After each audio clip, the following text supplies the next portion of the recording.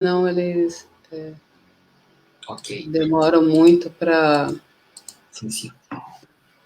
Demora uns 30 segundos para Tá, aparecer lá. É só um pouquinho. tá.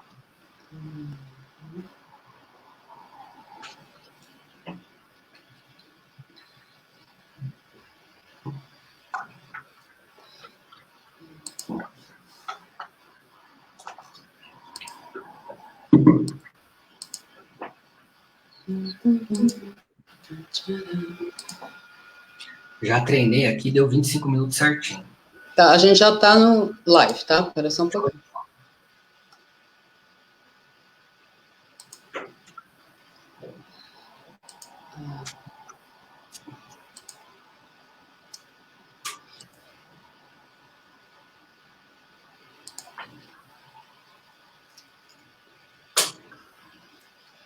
Ok.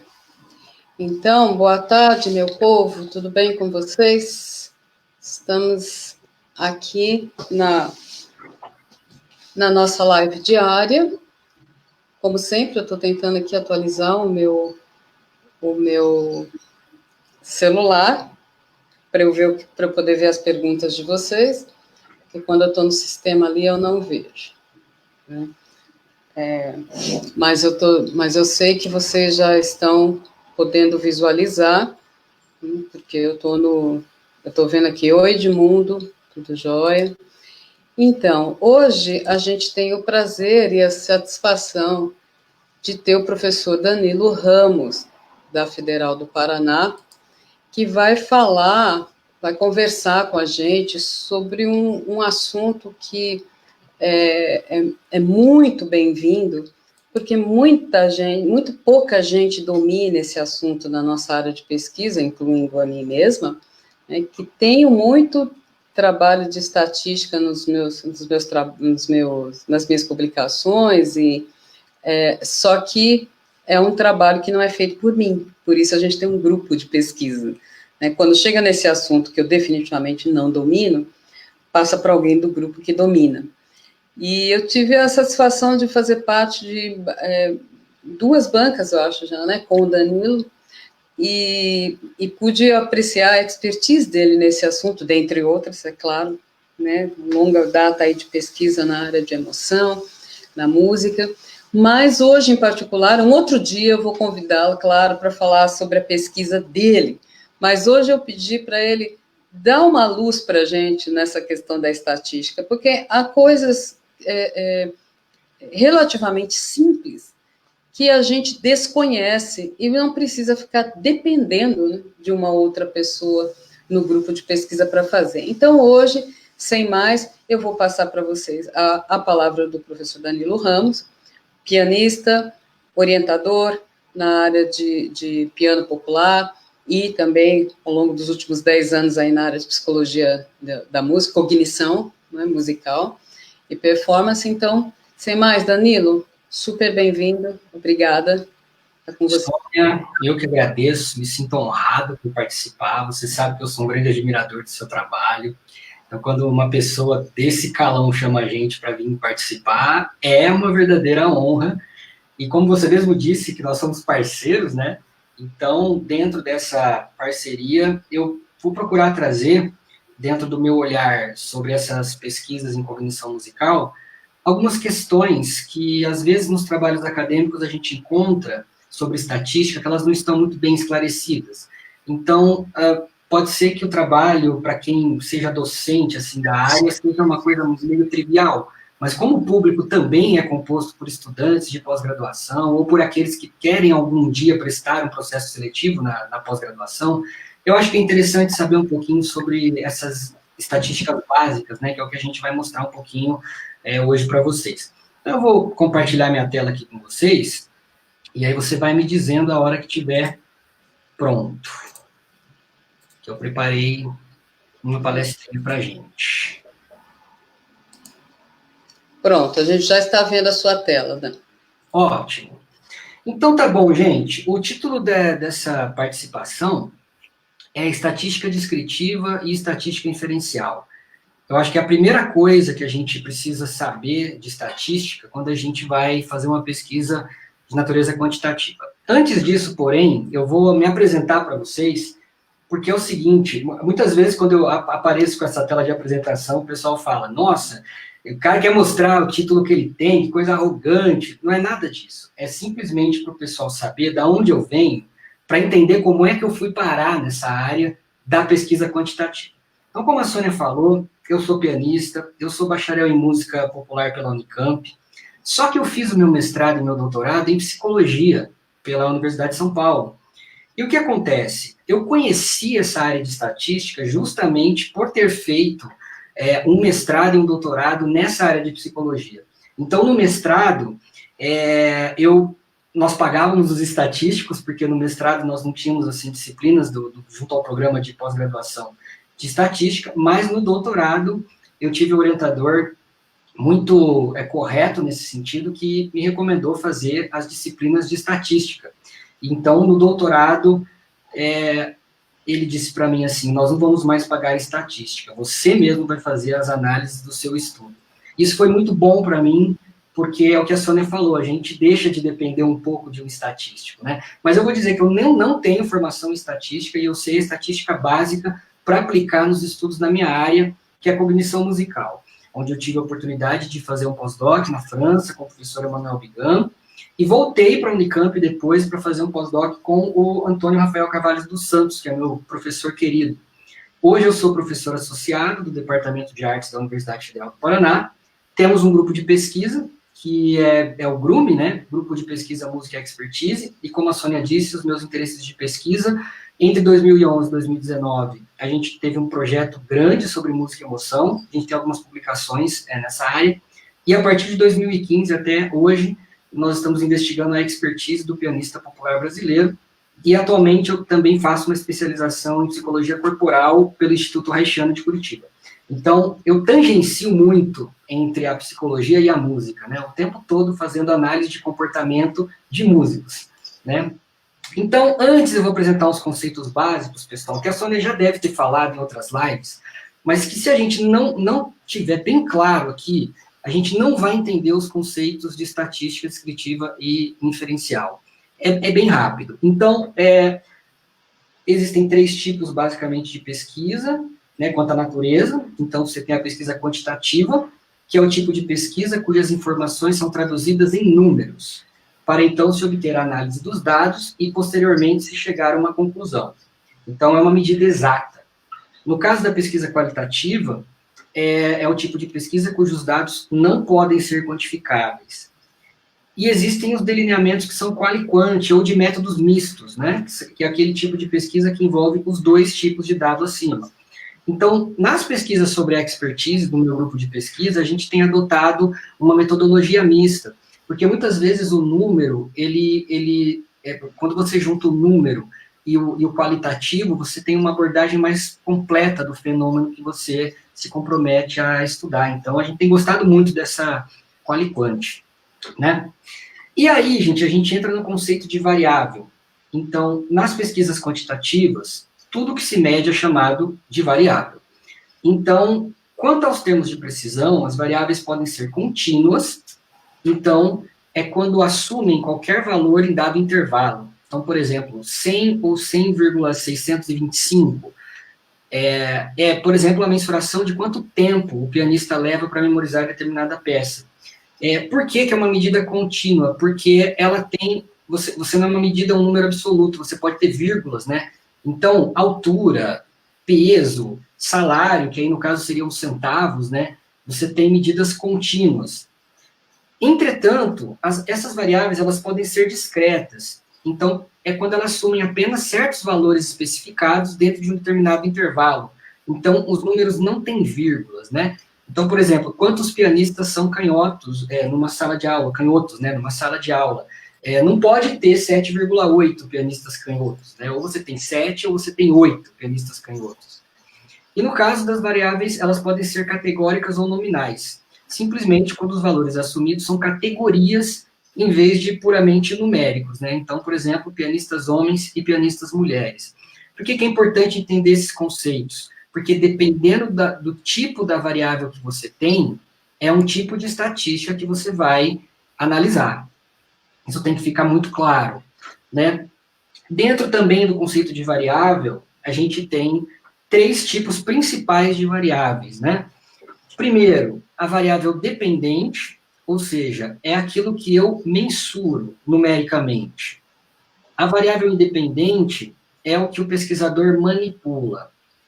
E a variável interveniente, as variáveis intervenientes são aquelas variáveis que o pesquisador não levou em consideração, mas que podem ter influenciado os resultados da pesquisa. Então, eu coloquei aqui um exemplo de um estudo nosso, que foi sobre a influência da tonalidade, ou seja, maior, menor ou atonal, sobre respostas emocionais à música. Então, as respostas emocionais à música é o que eu vou mensurar, a minha variável dependente. A tonalidade é a independente, é o que eu manipulo. Então, um grupo de pessoas vai escutar tonalidade maior, um outro grupo vai escutar músicas em tonalidade menor, e um outro grupo atonal, para ver se tem diferenças entre essas 3 categorias, que são as variáveis, né? E o timbre pode ser uma variável interveniente, porque não adianta eu selecionar qualquer música se eu não fizer o controle, por exemplo, do timbre. Então, preferencialmente, a gente utilizaria músicas de um mesmo instrumento para controlar essa variável. Esse termo é muito usado na psicologia experimental, controle de variáveis, né? E com relação aos delineamentos, você pode ter 3 tipos de delineamentos que estão diretamente relacionados com essas variáveis. Então, você pode ter um delineamento que é experimental, ou seja, uma pesquisa comparativa que envolve grupo controle. Então, por exemplo, se eu comparo pianistas, contrabaixistas e não músicos em estudos sobre expertise, o não músicos é o grupo controle, porque é a expertise 0. E os outros grupos são grupos experimentais, o grupo dos pianistas e os grupos dos contrabaixistas. Nesse caso, os estudos experimentais eles tendem a ir mais para as variáveis contínuas, né, do que as discretas. No caso do delineamento quase experimental, é uma pesquisa comparativa que não envolve grupo controle.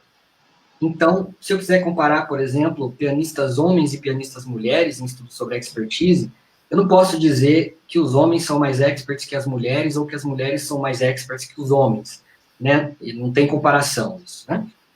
E o terceiro são os delineamentos correlacionais, que eles examinam as relações entre as variáveis, mas não apresentam variáveis dependentes ou independentes. Então, por exemplo, se eu for estudar uma relação entre o tempo de estudo deliberado e a dor física sentida por pianistas, é um estudo correlacional, porque eu vou querer saber se, quanto maior o tempo de estudo deliberado, maior a dor física sentida por eles. Então, nesse caso, eu falo que eu tenho uma correlação positiva. Uma variável sobe, a outra variável sobe também. Ou uma correlação que pode ser negativa. Quanto menor o tempo de estudo, maior a dor física. Muito difícil isso acontecer, mas seria, nesse caso, uma correlação negativa, né? E, finalmente, para a gente entrar no conceito aí dessa estatística descritiva inferencial, eu tenho os delineamentos, né? Que é o delineamento entre participantes, que são aqueles nos quais temos participantes diferentes para cada condição de variável independente. Então, seria essa amostra que estivesse fora desse círculo. Por exemplo, um grupo ouvindo músicas em tonalidade maior e outro grupo ouvindo músicas em tonalidade menor. E o dentre participantes, que são aqueles nos quais cada participante é avaliado sobre todas as condições de variável independente, ou seja, é onde faz a intersecção. Uma mesma população escutaria tanto as músicas em tonalidade maior quanto as músicas em tonalidade menor. Para a gente entrar no conceito de população, tem sido um grande desafio nos estudos na área de cognição musical a gente definir qual é a amostra ideal para a gente poder analisar e poder fazer um estudo quantitativo, né? Para isso, a gente tem que entender um pouco o conceito de população e amostra. População são grupos distintos de pessoas, por exemplo, todos os pianistas canhotos de uma determinada cidade, né? Em termos estatísticos, uma população pode até mesmo se referir a objetos inanimados. Então, como, por exemplo, o número de partituras de um museu pode ser também considerado a sua população. E uma amostra é simplesmente uma seleção de elementos de uma população. Então, nessa figurazinha aqui, nós temos uma população de pessoas, e vai o pesquisador e seleciona uma amostra dessa população, né? E aí a gente entra numa possibilidade de erro amostral. Então, quando é que ocorre um erro amostral? Ele ocorre quando tomamos amostra de populações, e quanto maior for a amostra, menor será o valor do erro amostral. Por quê? Porque vamos supor que eu pegue uma população de 200 pessoas e selecione 20, eu posso cair no azar de algumas características dessas 20 pessoas não serem comuns à maioria dessas pessoas. Então, eu concluo coisas a respeito dessas 20 pessoas que não refletem diretamente a essas 200. Então, quando eu aumento o meu N, que a gente fala, que é aumentar o N, aumentar o número de pessoas, esse N cai para 80, pode acontecer dessas 20 terem sido a minoria e dessas outras 60 que entraram depois, elas corresponderem à maioria. Então, por isso que quanto maior for a amostra, menor será o erro amostral.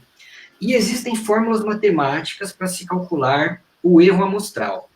Eu não vou entrar aqui nessas fórmulas, porque essas fórmulas são super complexas, mas eu posso fornecer depois para vocês fontes que vocês podem encontrar, bibliografias sobre elas, né?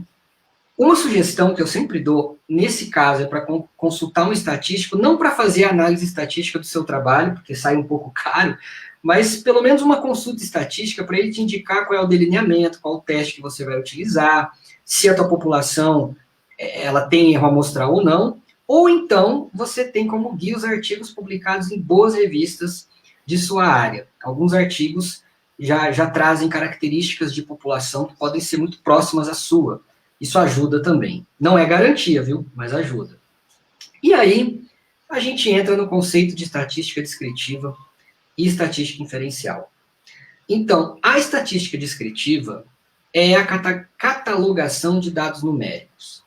Então, é quando você julga um dado numérico por aquilo que você vê, sem o tratamento estatístico. É como se fosse uma visão a olho nu. É o que você consegue ver a olho nu, mas não consegue ver no microscópio.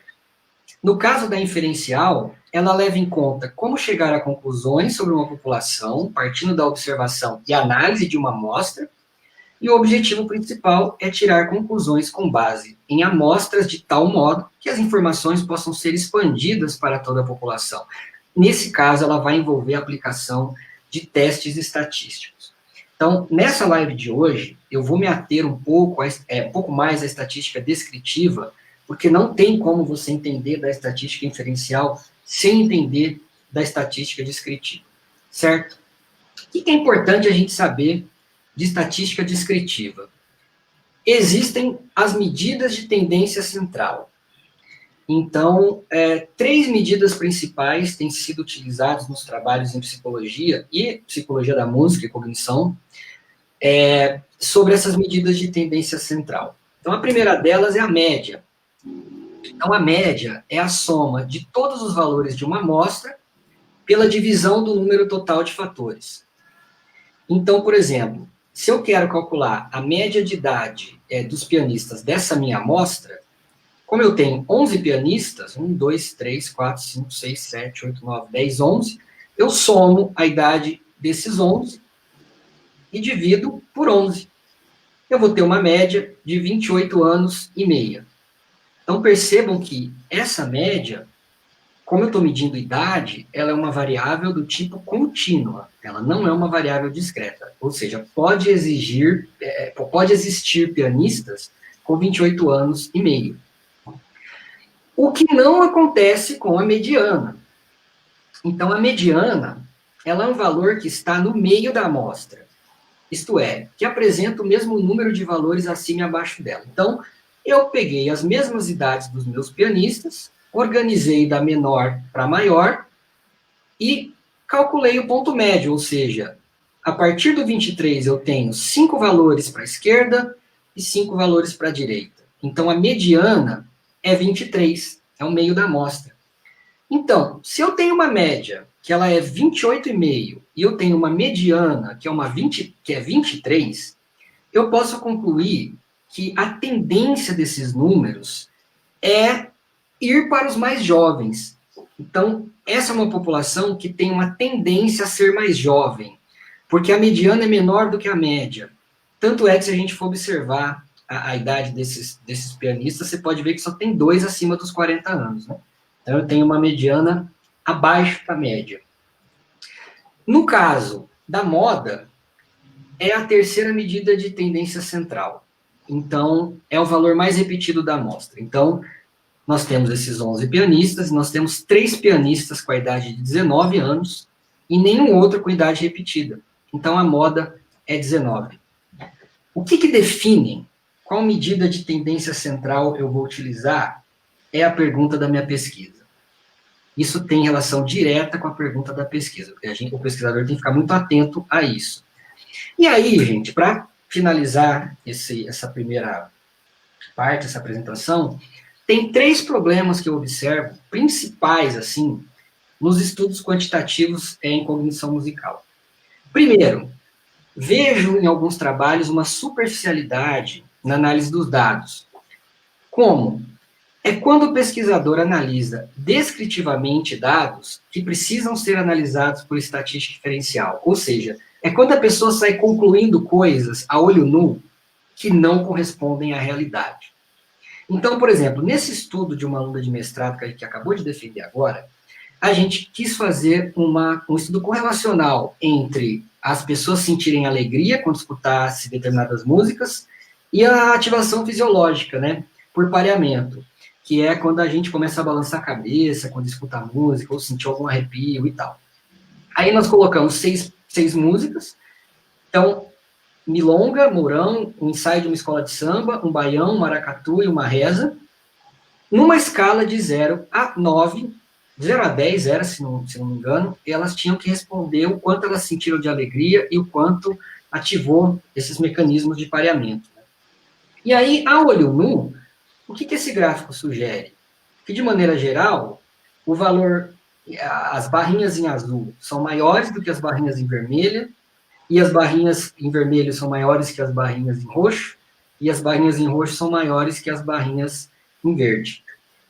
Só que isso não é verdade, porque essa figura, ela contém essas mini barrinhas aqui, ó, com os valores máximos e valores mínimos, que é o erro padrão da média, que é uma medida que a gente calcula para a gente prever, ela não é certeza de nada, mas ela prevê o resultado de um teste estatístico. Então, quando eu tenho uma barrinha de erro padrão entrando na outra, significa que, muito embora a barra azul, a média seja um pouquinho a mais de 7, e a barra vermelha seja um pouquinho a menos de 7, eu não posso dizer que isso é diferente. Porque, provavelmente, o teste estatístico, como ele é de probabilidade, ele vai ter uma margem de erro. E os resultados aqui, dessas barras, eles entram na margem de erro. Então, essa é uma figura que engana muito, porque você pode sair por aí dizendo que as pessoas sentem um nível de alegria maior do que um pareamento motor quando escutam uma milonga. Isso não é verdade. Isso teria que ser feito um teste estatístico para verificar se essas diferenças existem. Ou seja, você está analisando descritivamente uma coisa que precisa ser analisada inferencialmente. Esse é um erro grave, porque você pode concluir coisas na sua pesquisa que não correspondem à realidade. Então, esse é o primeiro problema que eu observo nesses estudos. O segundo problema maior é a dicotomização de variáveis. Então, o que é dicotomizar variável? É selecionar aleatoriamente os dados acima ou abaixo da mediana, de maneira arbitrária, sem nenhum critério estabelecido pela literatura científica. Então, eu pego a população dos pianistas, eu pego a mediana, que é 23, os que tiverem abaixo de 23 eu chamo de jovens, e os que tiver para cima de 23 eu chamo de velhos. E aí você tem esse pianista com 26 anos, que não é velho, de jeito nenhum. Porque o 26, ele está muito mais próximo do 23 do que do 56. Então, esse é um outro erro grotesco que eu vejo. Dicotomização de variáveis, né? E o terceiro é a replicação direta dos testes estatísticos que se encontram em artigos. Então, é um pensamento meio ingênuo do tipo assim, o meu referencial teórico, ele sempre utiliza o teste ANOVA, que chama análise de variância, então eu vou utilizar também. Só que aí você não levou em conta o tipo de variável que você está mensurando, o tipo de medida de tendência central, e se os seus dados, eles, se a distribuição normal, a distribuição dos dados da amostra, ela é normal.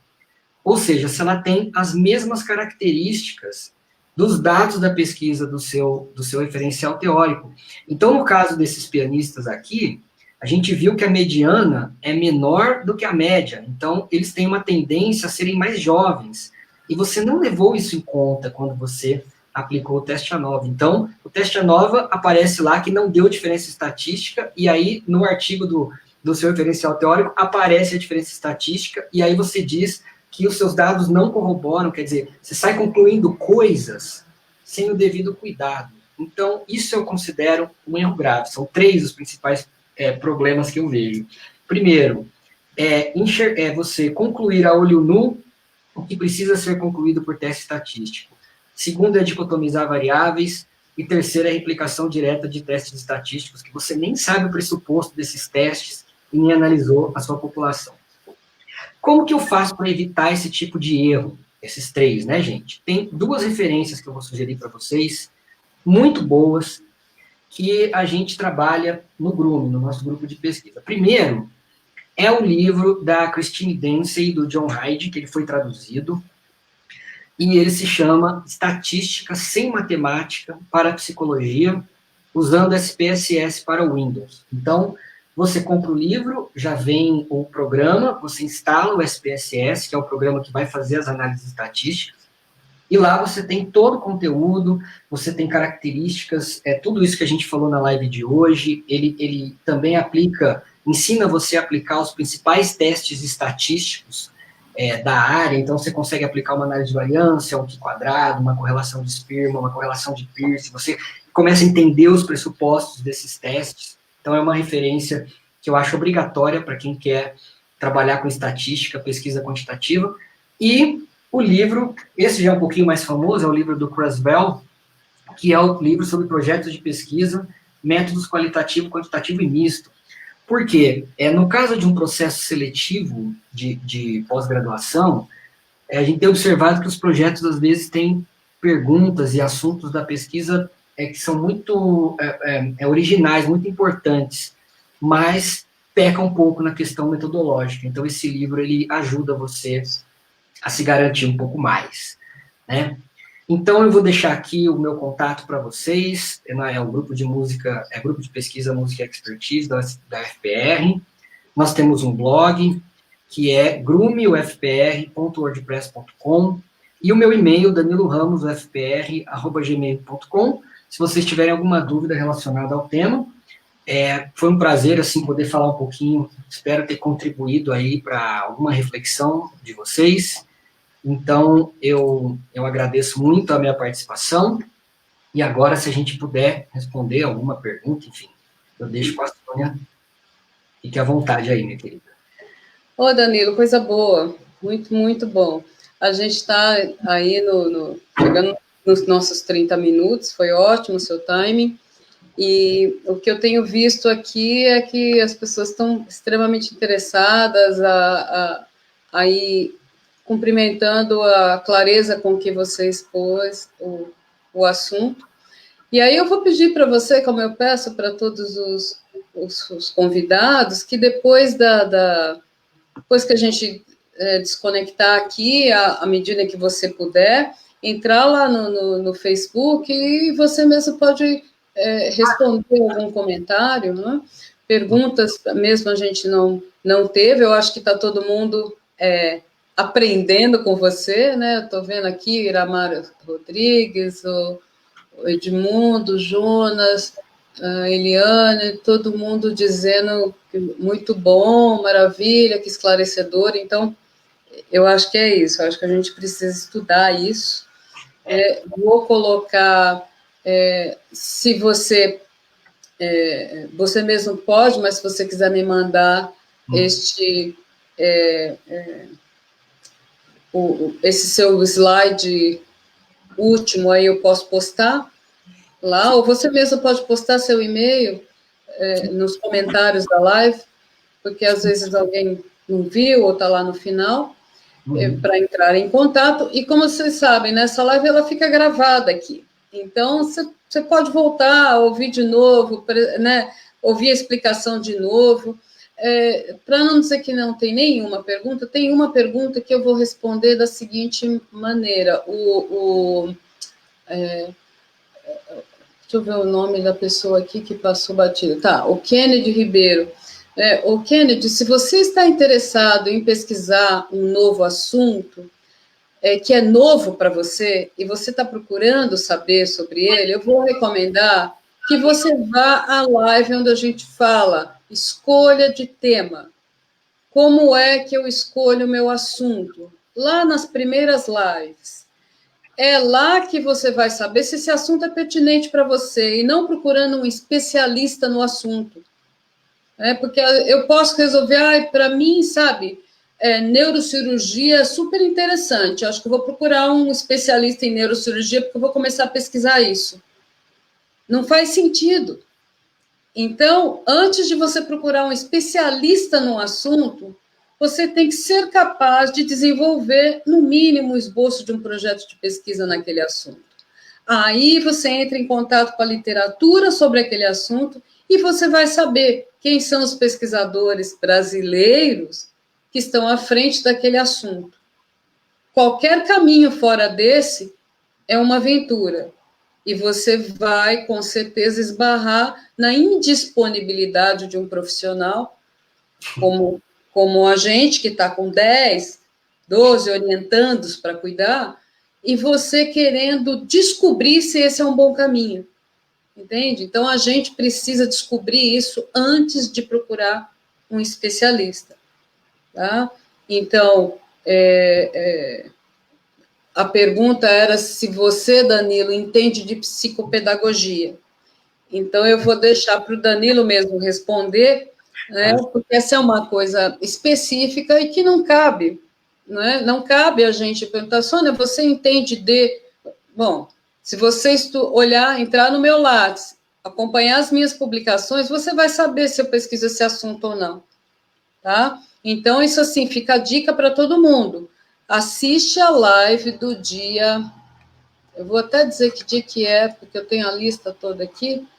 Né? Quando a gente falou busca pelo tema 28 de março, foi a primeira, e depois busca pelo tema 2 aconteceu no 29 de abril, tá? Então, você tem 28 de março, 29 de abril, 2 lives dedicadas a esse assunto.